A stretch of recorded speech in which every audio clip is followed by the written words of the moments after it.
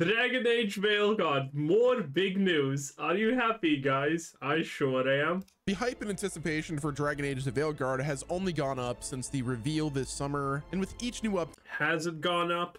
Or are people expecting a disaster? I kind of think people are expecting the worst now. That we get, the game keeps looking even more impressive. And lucky for us, that continues with the latest reveal as it goes over some of the new details regarding the combat system that really lets us sink our teeth in the overall depth and customization that awaits. From the choices that you make building your character to the amazing combat that blends fluid action with other tactical RPG elements. Like, I don't know about you guys, but whenever I watched the high-level combat video from the Dragon Age blog, I immediately thought to myself, yep, these guys are doing it. So today we're going to dive into Dragon Age the Veilguard and discuss the latest new Doesn't look different than what we saw of early game combat.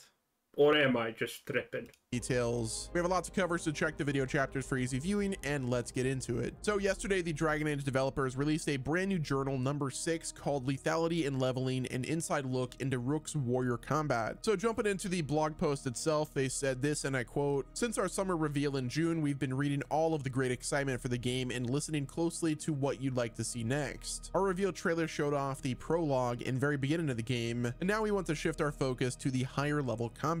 Today, we're going to all he's still doing is just slashing effectively. Cover our game's combat system, looking at how Rook and companions can be built up to meet the perils facing Thetis using deep RPG systems." They then said that this starts with choosing... Oh boy, deep RPG systems. Are you ready for this, boys? It's gonna be deep. Using a desired class, as there are 3 main classes to select from when creating a Rook: the Stalwart Warrior, the Deft Rogue, or the Spellslinging Mage. This blog and accompanying videos will focus on the Warrior class, and we'll have more details to share on other classes before launch. So that means we're gonna get a deep dive into the Rogue class as well as the Mage class. I'm personally really excited to see the high level combat for the Mage, so I cannot wait for that to happen. But continuing on with the blog, they said by choosing Warrior, the fighting style revolves around close... Okay, first question. Is this a midget? Because it kind of looks and feels like one. Or is this a normal person? Because I'm not gonna lie, the proportions seem extremely off to me. Close combat and defense. Skills, traits, runes, and abilities are customizable to best suit that type. Okay, well, this is an okay skill tree, I have to say. It depends on what's actually in it, but I mean, at least this looks better than Diablo 4. Type of playstyle. The loadout will have slots for abilities accessed from the ability wheel, picking which ability. So 4 abilities max, very cool. Abilities from the mini in the arsenal to bring into battle is a strategic choice made for each encounter, and they could be swapped out anytime except during combat itself. Now for some added depth, there are up to 3 equipable runes, and the runes provide a variety of control. Lose all rage and heal for equivalent amount. Activate. Okay, passive. Increase healing by 10%. Oh my god, I have never seen depth like this. This is game changing. This will change the gaming industry for a billion years to come. Oh my god. Utility or additional damage to synergize with your builds. All enemies with 10 meters are frozen. Wow. 10% freeze duration. Oh my god, this is so unique. This reminds me more of Suicide Squad Kill the Justice League than anything else, and if you know those items, they were really bad. Combat, all 3 runes can be cycled through and activated. They continue by saying that there's a wide range of potential abilities that are unique. All enemies within 7 meters are weakened. What? To each class and be customized by spending skill points. For example, the warrior class will have certain abilities that deal fire damage. Players can plan their build around this. So instead of runes that are actually interesting, for example, giving your attacks a 30% chance to ignite the enemy and then explode them or something like that, we're getting, well, 3 enemies in 6-yard radius. It's gonna be fun. Okay. And each skill point spent could be in pursuit of this build. Each step taken is designed to augment Rook and or the abilities. Eventually, Rook will gain access to specializations, which grant powerful abilities unique to each specialization. So this is specialization. This is the big one, huh? And these the pinnacle of Graveard and combat prowess. The champion is born leader who... This is just the description. What the fuck? Specializations will provide a unique ultimate ability, more on that later. While wearing heavy helm and armor, defense plus 20%. You are now less likely to be disrupted when getting hit. Okay, this is basic, but this is not bad. Into the theme of that specialization, so a warrior specializing as a Grey Warden champion will gain access to the devastating incendiary Warden's Fire that launches a flurry of searing strikes that ignite foes like tinder. This is the best specialization area for defeating Darkspawn, an enemy that many Dragon Age fans know well. First off, we have the warrior Rook specialization areas. There's the Reaper, become Knight's Blade, steal life and risk death to gain incredible unnatural abilities. And then we've got the Slayer, leap into the fray, wield massive punishing weapons while rushing enemies to deal devastating blows. And then there's the Champion, be the shield, shrug off damage while summoning righteous fire down on enemies. Next up we have the Rogue Rook specialization areas. First we have Duelist, draw your steel, parry and dodge past enemies to gain strength with every strike. There's the Saboteur, set the stage, deploy explosives and turrets that devastate enemies, then pick them off with arrows. And then we have the Veil Ranger, hunt the enemy, snipe enemies from afar using artifacts that charge arrows with dangerous, powerful magic. And lastly, for the Mage Rook special. Okay, honestly, you know what? The skill tree and class specialization doesn't sound that bad. Now we have to see it because, again, the combat preview that we're seeing here is literally honestly different from what we saw at level 1. And that's kind of bad. Specialization areas. There's the Death Caller, embrace the dark, drain life from enemies, and cast spells that writhe with essence of death itself. Then we have the Evoker, call the void, freeze enemies in their tracks, then summon the deepest cold to tear them apart. And lastly, there is Spellblade, be the storm, channel potent spells for close quarters combat, and fuse with lightning's wrath. So they continued on by saying, now let's talk about the foundations of the combat system. The 4 core moves that all 3 classes share include jump, dodge, light attack, and heavy attack, which can all be chained together. Rook can dodge at any time, even mid-attack, which adds fluidity to the combat. Is taking damage or dealing it better at the moment? Light attacks do quick damage and build small amounts of stagger. Heavier attacks are slower and build more stagger to your opponent. Once enough stagger is built, the enemy will be rendered more vulnerable to all incoming damage and allows Rook to perform a takedown. Each of these attacks, light or heavy, can be charged by holding down the button to deliver a more potent version of that strike. For example, Okay. To be fair, the combat didn't seem that bad, but the problem with Dragon Age Veilguard is the fact that it's more like Dragon Age Wokeguard, probably, with its story elements, with its artistic style, with its everything. The combat doesn't seem that bad. Maybe it seems light a little bit, but honestly, to me, it doesn't seem that bad. But everything else is a giant red flag ready to just, create problems.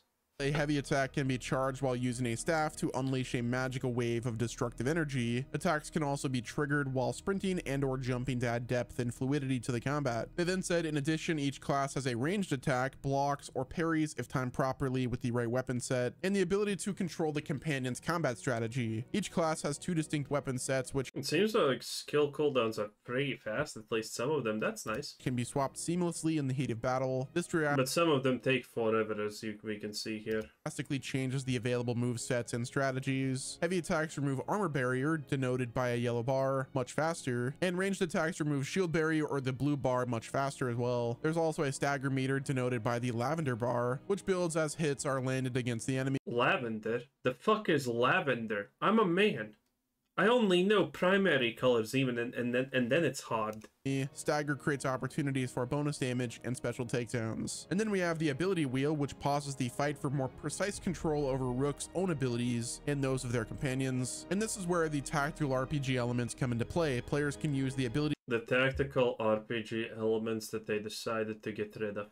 Wheel to assign companions to attack specific enemies individually or together. Abilities can also be bound by shortcut keys to keep the action flowing instead of always bringing up the ability wheel. Vulnerabilities and resistance of enemies can also be seen as targeting enemies in the ability wheel. For example, Darkspawn are weak to fire damage. Now this brings us to the third section of this blog, and that is the buffs, debuffs, and crowd control. They started off by saying some abilities apply buffs or debuffs to help you in the fight. For example, Darwin has the heroic strike ability, ability, which applies the overwhelm debuff to enemies. This will increase the enemy stagger and make it easier for Rook to perform a takedown. Now, there are also area of effect abilities to help the party defeat large groups of enemies. Controlling the field of battle is a key consideration in Dragon Age of Veilguard. Players will need to consider which buffs and debuffs or crowd control abilities will work best for each situation. And then they said oh, look at that. I can't even tell if this is a man or a woman. Nice. Abilities require class resources, mana, momentum, and rage to be able to... I think that's a man, but I could be wrong. Use. Each class primarily builds up their class resource by dealing damage with basic attacks. Now, in addition to that, each class has wait, no, that's Rook. Okay, it's a man. Secondary way to build up their class resource. Warriors build rage by taking and dealing damage. Rogues build momentum by dodging attacks and parrying successfully. And mages regain mana passively over time. Warriors who go into battle with a sword and shield builds will have access to the shield throw volley. By landing a heavy attack on a shield throw return, the shield will ricochet, taking out multiple enemies. The sequence can repeat up to 3 times, causing a devastating ring of damage around Rook. This attack works well against swarms as well as distant adversaries. Other ways to manage distant enemies lean into companion abilities such as Darwin's Death. Okay, now I'm looking at the combat and I'm thinking this is bad. So, what we are seeing here is the fact that there seems only to be one heavy attack, I think? You know, where he spins with the swords. It's kind of cool, but if I'm just spamming that 15 times in a row, that's kind of bad. That's kind of not fun. That doesn't look cool at all. Oof. From above. Trucindasan is Griffin to attack enemies. Warriors have the grappling. Yeah, exactly this. This same attack got used like 15 times just now in a short time span of 10 seconds. That's insane.